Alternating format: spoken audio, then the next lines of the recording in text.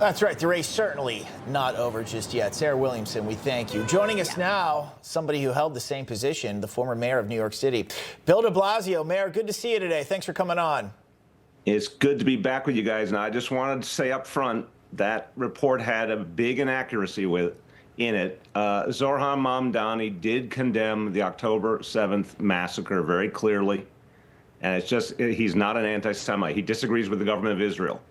And you can debate that all you want, but we got to be clear about facts, and your correspondent did not get that right. Okay, so you're saying having Benjamin Netanyahu that doesn't hold, having him arrested holds no bearing on that stance. That's what you're saying. No, look, no, that's a really fair discussion.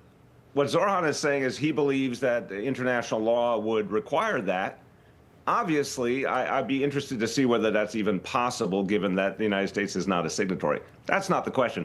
Don't say someone supported Hamas when they didn't support Hamas. He has condemned those attacks very, very clearly. But he has also supported Palestinians as well, instead of Israeli Jews. Well, many Israelis believe there should be, for example, a two-state solution and that Palestinians have rights too. There's nothing shocking about that.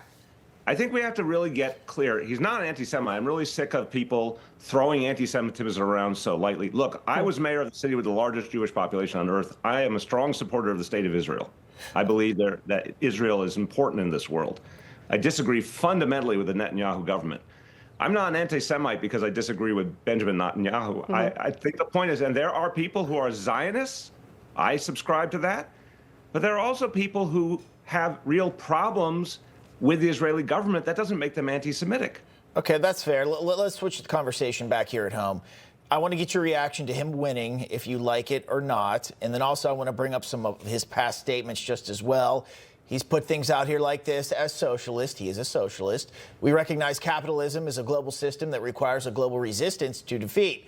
Our comrades' victory is ours as well. Mamdani also put out this statement just as well. After the October 7th massacre in Israel, it made no mention of the hostages. It said the path forward, peace can only begin after occupation ends, something we just touched on. Also, there's the police sentiment he's put out there. Queer liberation means defund the police. Everyone has seen the tweets he's put out there about the New York Police Department and defunding it here. I want to get your reaction to that. Look, I think he has been clear that we need a vigorous effort to have public safety in this city.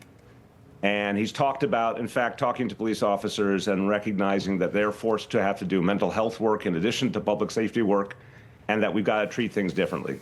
So we're going to have, I have no doubt, if he is elected, we'll have vigorous policing, but we'll also have more work done to let police work on public safety and health professionals work on mental health. I think all Democrats should recognize the defund the police concept was broken. We should move away from that and talk about the right way to keep people safe. In terms of him disagreeing with capitalism, I think there's a lot of people in New York City have issues with capitalism, so that doesn't shock me. I think a ton of people who love it just as well. Absolutely. But I'm saying that's a perfectly fair discussion. A lot of younger voters, and you saw this incredible surge of younger voters for him, 25% of the early vote were people who had never voted in a city election before. A lot of them are asking tough questions about capitalism. That's okay. We can have that discussion. But when you talk about his actual policies, people have harped on these government-run grocery stores. Here's why. There's large sections of New York City where you can't get fresh vegetables, fresh fruit for families because there aren't grocery stores. They've literally gone out of business. And he's saying, why shouldn't the government come in and create food stores so people can have food in their neighborhoods? That's not so crazy. No, it's very clearly socialist. Whether you subscribe to that as crazy or not. What's a government-run? What's the VA? What's a government-run health facility? But there are limitations. I mean, we're talking about big government versus smaller government, or government that simply takes over everything. I do want to ask you, though. I mean, he talked about really quick. He's not saying government takes over everything. He's saying here's something. I know he's not. I'm just saying there is a difference. It tends to trend that way. There's a difference.